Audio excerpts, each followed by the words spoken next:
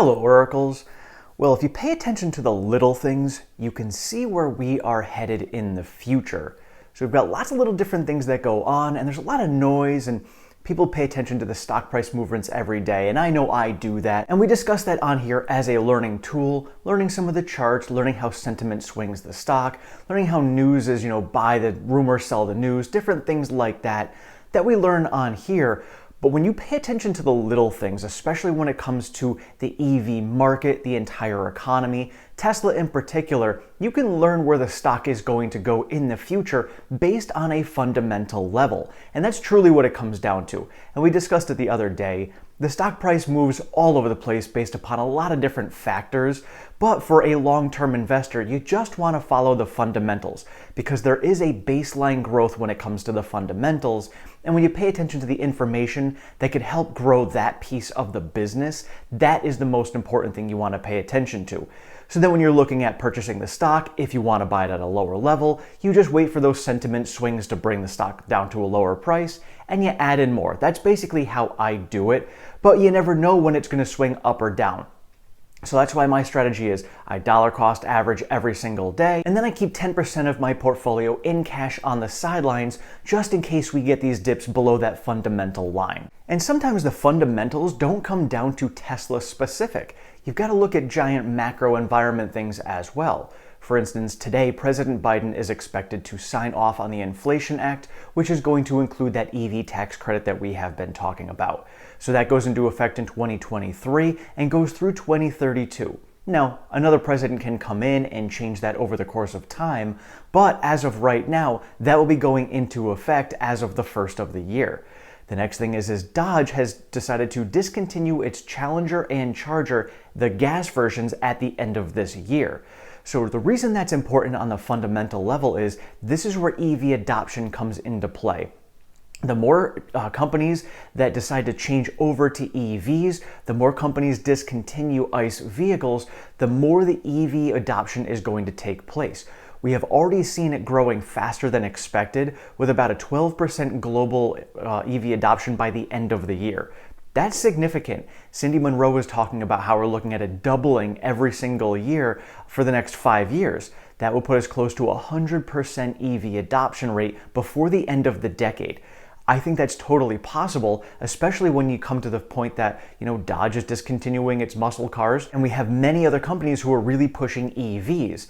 There's a great graph out there that shows, the death valley of the middle of the decade when it comes to EVs. There's going to be a huge gap and discrepancy based upon how much demand there is for vehicles and how many EVs and ICE vehicles are switching over, and how ICE vehicles are going to be losing market share all overall, and EVs are going to be taking over, but there's just not enough EVs out there to fill that gap. So this EV tax credit is going to make that gap really exaggerated. And so we're going to see that entire thing play out over the next few years. So literally every company who produces an EV is going to sell them. It doesn't matter who they are, people want EVs, so everyone's going to be sold. And Legacy Automotive is going to have no choice but to convert over. The demand for EVs is there. They're not going to be wanting to produce ICE vehicles when consumers want EVs. That's just going to be a signal for death for them if they do not make this change. So many of them are making that change. Then it comes down to production. Who is producing the most? That's Tesla. We already know that. So looking at the first half numbers alone, Tesla has sold 229,000 EVs compared to the 18,000 for Ford. Now, nothing against Ford. Ford just started doing this recently, so kudos to them for jumping on board, challenging Tesla to do even better, especially in the truck segment. We'll see that play out next year with the Cybertruck. So it'll be nice to see the competition. Jim Farley is prodding Elon to see, hey, take that, Elon, with how many F-150 Lightnings they've got going. So I think it's good. We'll see how it plays out, whether it's going to be a friendly competition or whether it's going to be some dirty play. But it sounds like Ford overall is going to be more on the friendly competition type side. Again, we'll see how that plays out. When I was over in California, I actually saw quite a few Rivians driving around. Again, another company that I think might do well in the long term. We've heard Gary Black and Gerber Kawasaki are both investing in Rivian themselves right now. Personally, I think that Rivian is going to be one of those companies that might trade like Tesla for the first 5 years or so, a lot of sideways trading, but I think in the long term, as long as they can get their finances in order and don't bury themselves in debt, I think that they will do fine. So for me, if for some reason I want to invest in Rivian, it won't be until further down the road. As of right now, Tesla is my game and that's where I'm going. And now we talk about other fundamentals when it comes to supply chain issues. And when it comes to Tesla, Tesla has been known to navigate the supply chain issues better than anyone else. They are so forward-looking and getting their supply chain lined up. GM is talking about how now they're just starting to focus on ramping their supply chain. Like, dude, why weren't you doing that 5 years ago? Tesla has been doing that for over a decade. That has been their main focus, is where do we get our supplies from? That's where it all starts for them. So they have been focusing on this. So looking at how JB Straubel left the company back in 2018 and started up Redwood Materials, where they're going to be recycling batteries, I have no doubt there is going to be a major partnership between Tesla and Redwood Materials. Elon himself has said that over 95% of the battery is going to be recyclable. They do recycling themselves through Nevada, and they're going to do it in their factories also, but I have no doubt they're going to partner with Redwood. Part of me wonders if Elon is a private investor in Redwood. We know that as far as publicly traded companies go, Elon only owns Tesla and Twitter, but privately he owns SpaceX, Boring, Neuralink. So I have a feeling maybe he is an investor in Redwood Materials. There have been talks about maybe in the future Tesla is going to buy Redwood Materials. Don't know how that's going to play out, but it would make a lot of sense, as we know that Tesla is going to be utilizing battery recycling in the future. And now looking at stock price movements, and I know we don't want to talk about that too much as a long-term investor, especially if people are just holding, but for those of you who do pay attention to it, we've got a lot of talks coming up now about a housing market crash. We have been talking about it in the past as, it seems like that's what's going to be coming on. I am looking to buy a house, so I'm holding and saving up my cash as much as I can for that purchase, for a down payment on it, because I do anticipate in the next 6 to 12 months a bigger crash coming for the housing market. It really needs to resettle. Even Jerome Powell said himself, if you're looking to buy a house, just wait. There's a lot of rebalancing that needs to happen in the housing market. Sounds like this is what's coming up. Now, looking back at the housing market crash of 2008 and 2009, the stock market actually crashed 6 months before the housing market did. So now looking back to June, late May and early June, when the stock market was at its lowest, at that point there, was that the bottom of the market, or are we just in a bear market rally right now?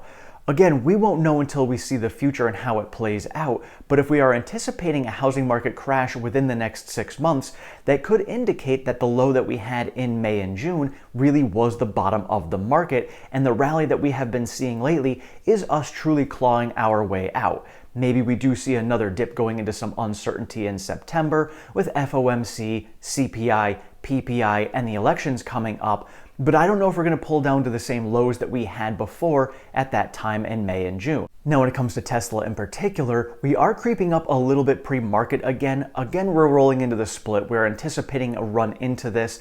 We are really trying to test that 940 resistance level.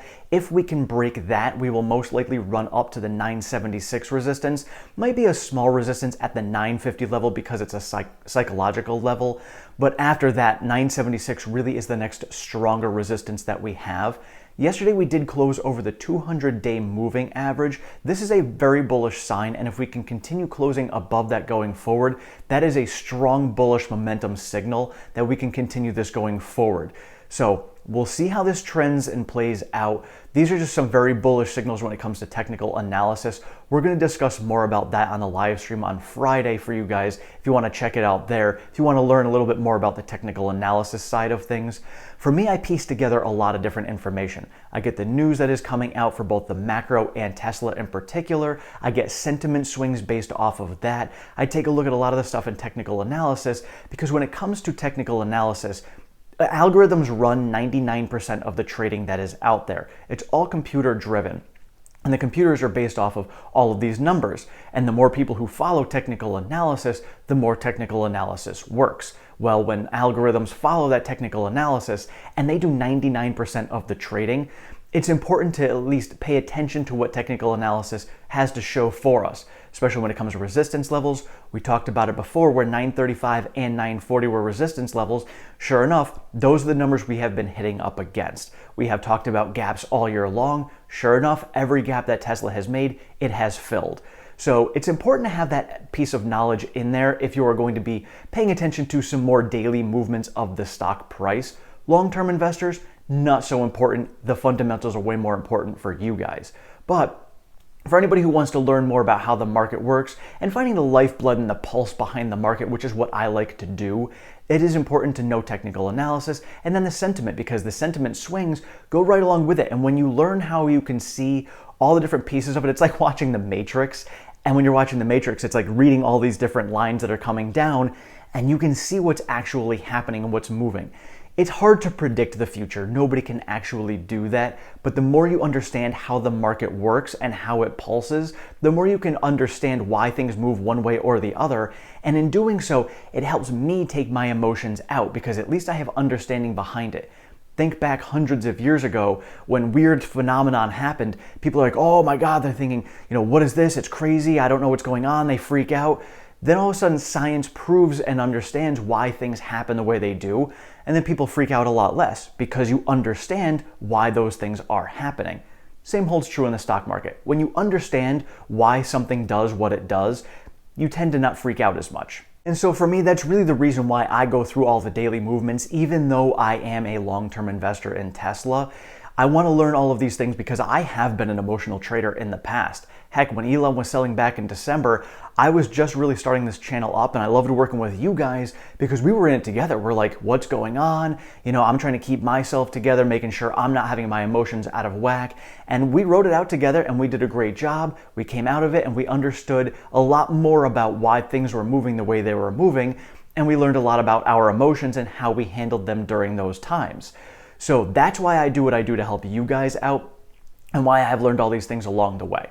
So now looking forward, whatever happens with Tesla, whether it's going up or coming down, we can now understand why it is moving in the direction it's moving. And then looking long term, we learn about, the EV tax credit things, EV adoption, and all of those fundamental pieces that are going to continue driving us to a higher stock price in the future. Let me know in the comments below, what are the things that you guys follow on a daily basis, on a long-term basis? What pieces of information do you look at to keep yourself calm and understand what is going on with the stock price, why the stock is moving the way it is? Or do you just throw your money in there because you've got the conviction that Tesla is going to be amazing in the future? I know Micah all the time is just like, I am buying, I am holding till 2035, $7,000 for 2030 stock price. I absolutely love that mentality.